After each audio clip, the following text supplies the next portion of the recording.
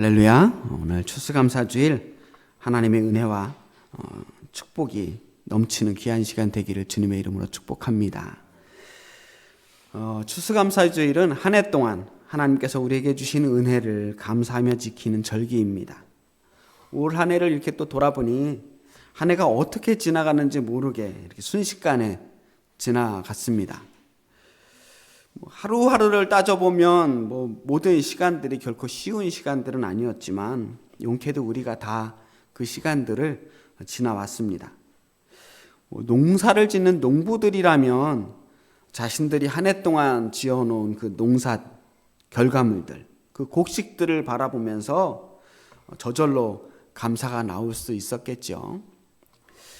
그래서 시골에서 살 때에는요, 추수감사주일이 되면 강대상 앞에 타작한 쌀, 볕단, 무, 배추, 온갖 한 해 동안의 그 결과들을 가득 쌓아 놓고 예배를 드렸더랬습니다. 안타깝게도 오늘날 이 도시에 사는 현대인들에게는 열매가 눈에 보이지 않아요. 우리가 열심히 일해서 한 달 한 달 받은 그 월급들은 사실 직접 만져보는 일도 없이 거의 계좌 이체로 통장에 들어갔다가 대출 이자로, 카드 대금으로, 공납금으로 이리저리 알아서 다들 인출을 해갑니다. 그렇게 우리 한 달 지나왔던 그 모든 열매들이 마치 보이지 않는 사이버머니처럼 형체가 없이 지나갔습니다. 그렇지만 그 보이지 않는 형체로 우리의 삶을 또한 매 하루하루 이어갈 수 있도록 도와준 것도 그 보이지 않는 열매들이었습니다. 열매가 보이지 않는다고 해도 사실 우리가 현재 우리가 이렇게 존재하고 있다는 사실은 어떤 모습으로든 우리를 스쳐간 그 수많은 열매의 결과들이었다는 것을 우리가 증거하고 있는 것입니다. 아무것도 성공하지 못하고 아무 수확도 없었다면 우리가 어떻게 1년을 또 이렇게 견딜 수가 있었겠어요? 힘들었다, 어렵다, 뭐니 해도 이런 식으로 저런 식으로 한 달 한 달 우리에게 소득이 주어졌기 때문에 살 수 있었던 것입니다. 어떤 방식으로든 우리의 생명이 이렇게 1년 동안 유지될 수 있었다는 것은 하나님이 우리에게 주신 또 한 번의 기회였고 어떤 의미에서는 그 모든 것이 우리에게 열매인 것입니다. 정말 벌써 첫눈이 오고 한 해를 마무리해야 되는 그런 계절이 왔어요. 추수감사주일을 맞이하면서 저도 한 해를 이렇게 돌아보게 되었습니다. 돌아보니까 무엇보다 참 고마운 분들이 너무 많더라고요. 힘들고 어려운 순간마다 늘 우리의 곁에 있었던 사람들이 있었습니다.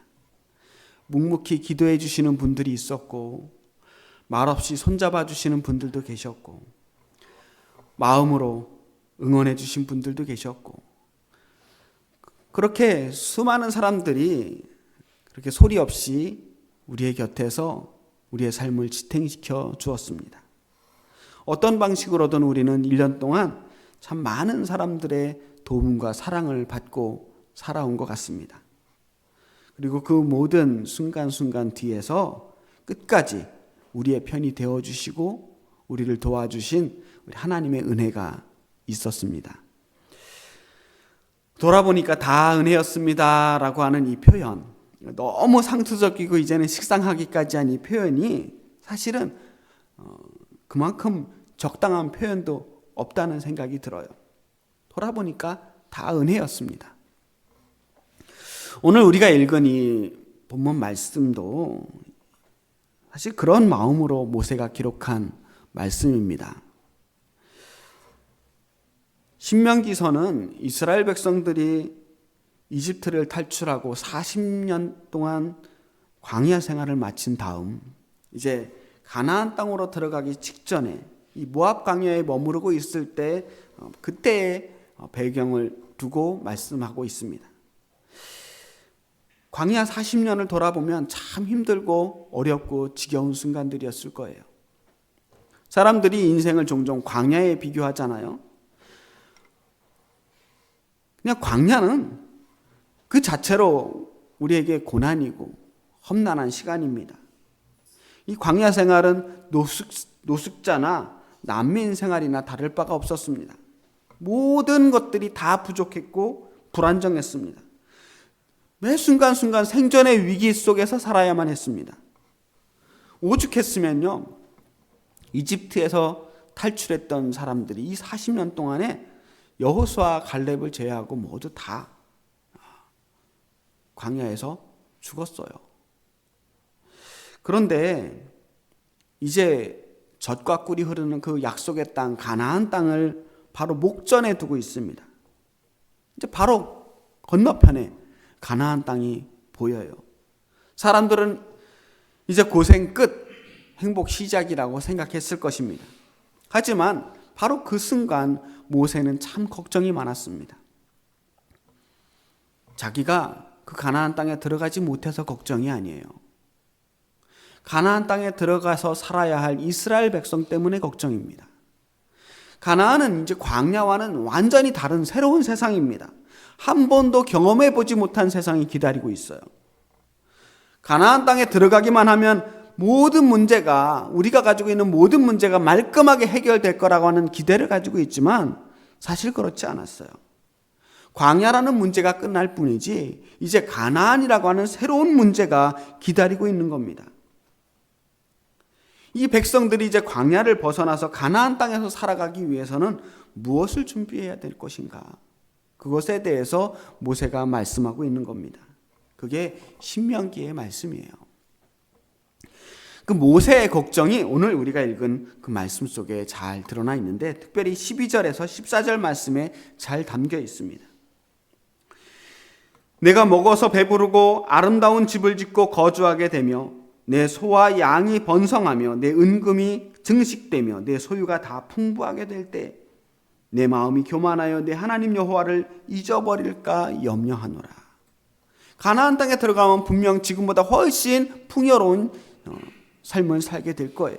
하지만 그런 삶 속에서 혹여나 하나님을 잊어버리고 살지는 않을까. 그게 걱정되는 겁니다. 오늘 우리가 읽은 그 본문 말씀을 보면 제가 굵은 글씨로 표시를 해 두었는데요. 11절, 14절, 18절 말씀에서 계속해서 반복해서 나오는 내용이 뭐냐면 하나님을 잊지 말라. 하나님을 기억하라라고 하는 말씀입니다. 11절 말씀에 내 하나님 여호와를 잊어버리지 않도록 삼갈지어다. 14절 말씀에 내 마음이 교만하여 내 하나님 여호와를 잊어버릴까 염려하노라. 18절 말씀에도 내 하나님 여호와를 기억하라라고 말합니다. 하나님을 잊지 않고 하나님을 기억하는 것. 이게 믿음의 핵심입니다. 개구리 올챙이적 모른다는 속담이 있잖아요. 힘들고 어려울 때는 그렇게 하나님 찾고 기도하고 간절했던 사람들이 어느 순간 그 문제가 해결되었을 때 먹고 살만해지고 이제 삶의 여유가 좀 생기면 그때의 그 간절함을 잊어버리는 거예요. 기도할 때는 내가 이 문제만 해결되면 정말 열심히 하나님께 의지하겠습니다. 하나님, 제가 이 문제만 해결되면 이것도 하고 저것도 하겠습니다. 그랬던 사람들이 막상 문제만 해결되면 이 모든 문제들 사실은 해결될 때가 되어서 해결된 거라고. 열심히 내가 노력했기 때문에 해결된 거라고.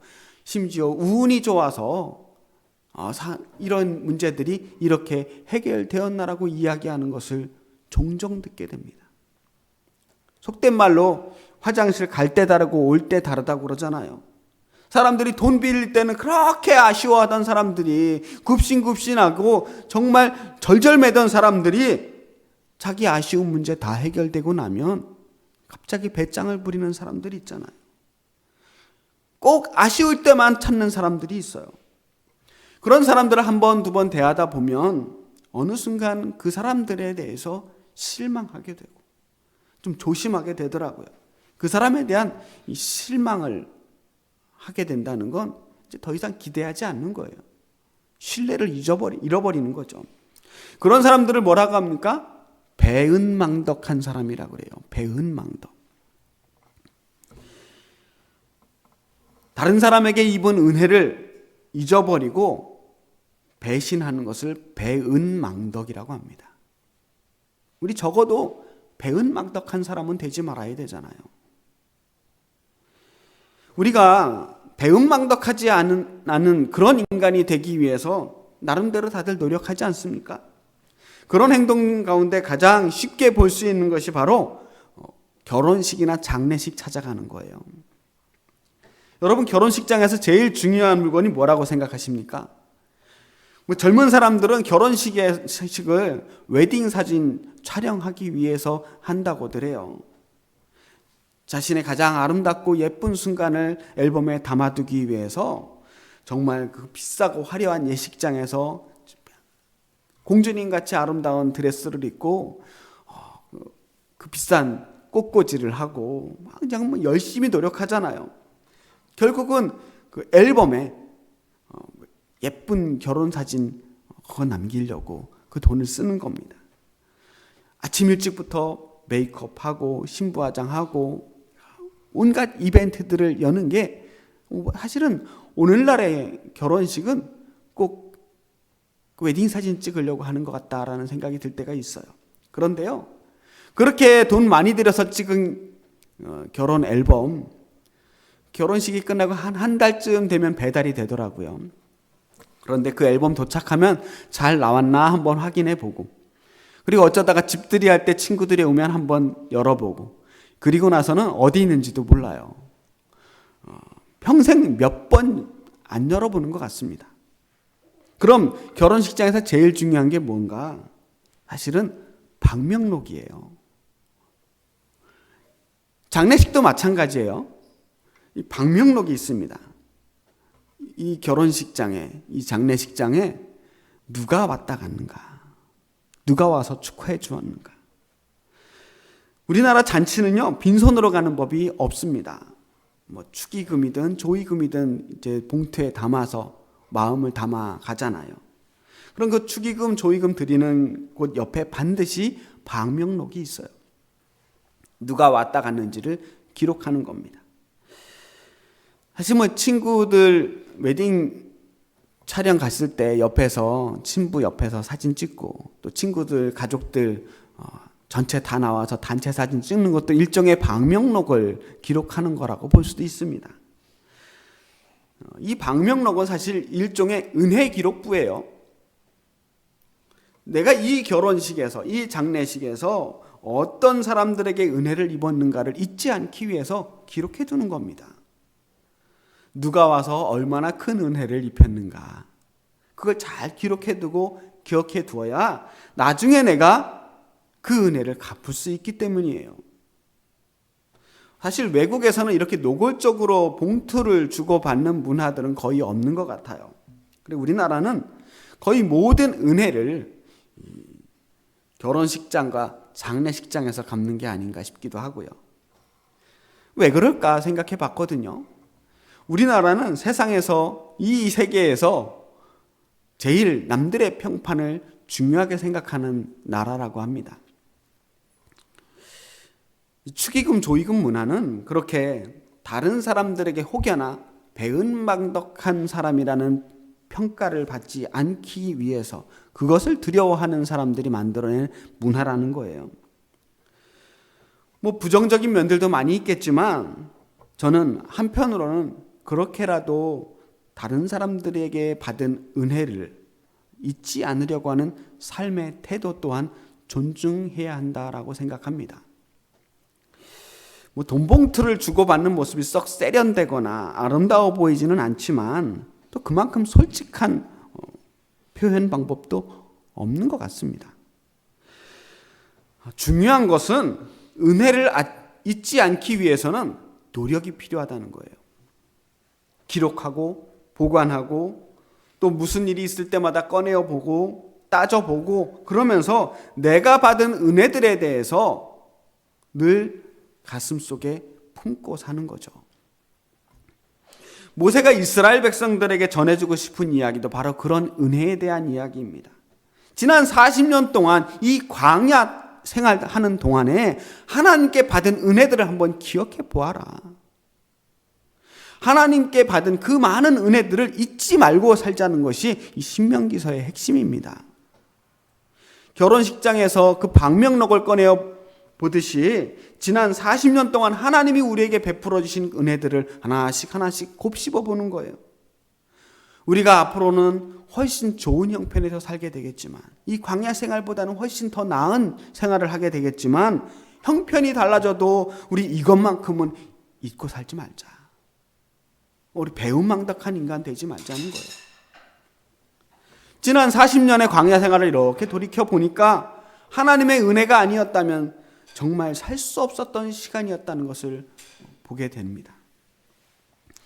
애굽 땅에서 이스라엘 백성을 이끌어낸 것도, 그 거친 광야에서 하루하루 살아남게 된 것도, 아무 먹을 것도 없는 그 척박한 땅에서 매일 만나와 메추라기를 먹으면서 물과 음식을 먹으면서 견딜 수 있었던 것도 정말 하나님의 은혜가 아니었으면 있을 수 없는 일이었다는 것을 기억하라는 겁니다. 17절 말씀 읽어볼까요? 그러나 내가 마음에 이르기를 내 능력과 내 손의 힘으로 내가 이 재물을 얻었다 말할 것이라. 사람들이 그렇지 않는 거예요. 좀 괜찮아지면 예전에 그 모든 은혜를 새카맣게 잊고 사는 거죠. 잘 되면 내 탓, 못 되면 조상 탓이라는 말이 있습니다.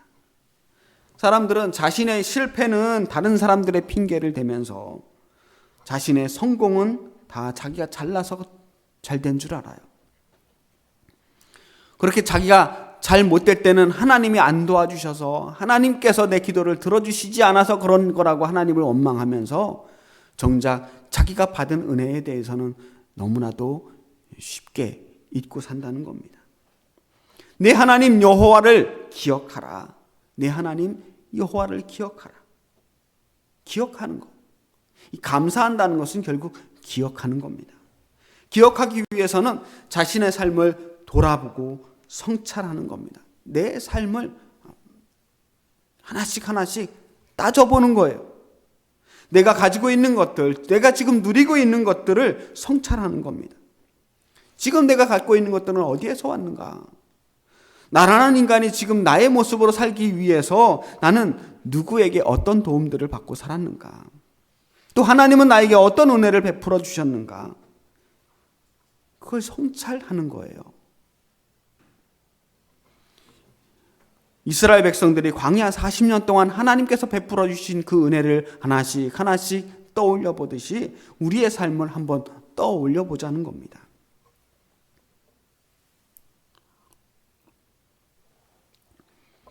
어떤 사람들은 과연 현대 사회에서 추수감사주일이 필요한가? 라는 말씀을 하시는 분들도 계시더라고요. 농경사회도 아닌데, 우리가 뭐 추수하는 사회도 아닌데 꼭 우리가 추수감사주일 해야 됩니까? 라고 묻는 사람도 있어요. 하지만 저는 이렇게 1년에 한 번이라도 지나간 우리의 1년을 곱씹어보고 우리에게 베풀어 주신 하나님의 은혜를 돌아보는 것만으로도 정말 귀한 의미가 있다라고 생각합니다. 오늘 감사하는 날 우리 모두 지나간 한 해를 한번 돌아보는 시간이 되기를 바랍니다. 돌아보면 우리에게 실패도 있었고 답답하고 외로운 순간도 있었을 것입니다. 지루하고 긴 기다림의 시간도 있었고 견뎌야만 했던 고통의 시간도 있었습니다. 우리가 흘렸던 그 수많은 수고의 땀과 또 어떻게 지냈는지도 모를 만큼 정신없이 분주했던 일상들이 있었습니다. 그리고 그 모든 순간순간 우리의 뒤에서 한결같이 우리를 도와주신 여호와 하나님의 은혜와 사랑을 발견해내는 일, 그것을 우리가 믿음이라고 말합니다. 저도 이 추수감사주일을 준비하면서, 말씀을 준비하면서 한 해 동안 저에게 베풀어 주신 은혜들을 돌이켜보니까 얼마나 은혜가 되는지 몰라요. 더군다나 지난주에 우리 양장로님께서 밴드에 감사거리에 대한 글을 하나 올려주셨잖아요. 그래서 저도 이 감사거리를 이렇게 찾다가 문득 드는 생각이 하나 있었습니다. 우리는 꼭 감사거리가 있어야만 감사해야 할 수 있나?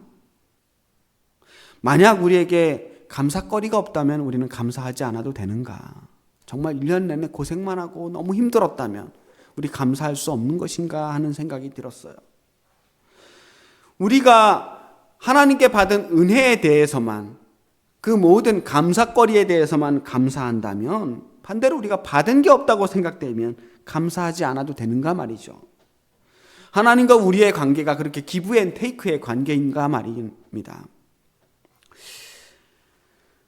아무리 생각해도 우리가 딱히 하나님께 감사할 만한 특별한 일들이 없었다면, 그렇다면 우리는 그 하나님의 은혜를 어디에서 찾을 수 있을까?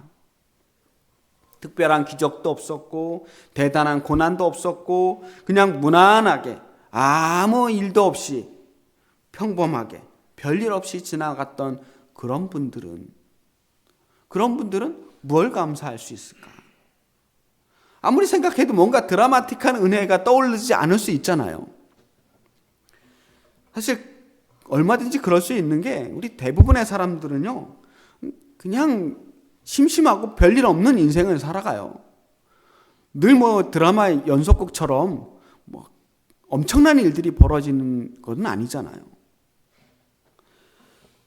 그 평범함이 우리에게 은혜가 될 수 있을까 말이죠.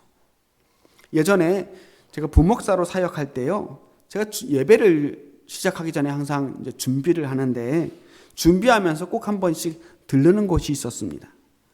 방송실이었어요.